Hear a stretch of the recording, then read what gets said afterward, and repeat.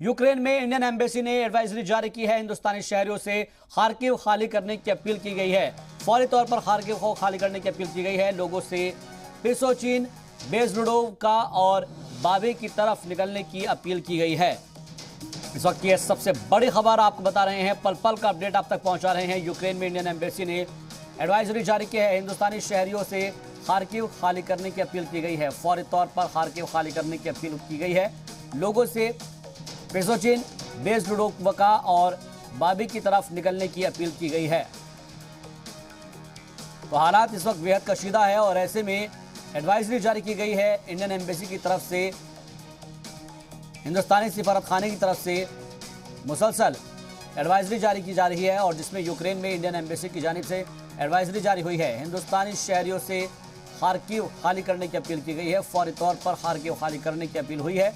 लोगों से पिसोचिन और बेजलुडोवका और इसके अलावा बाबे की तरफ निकलने की अपील हुई है।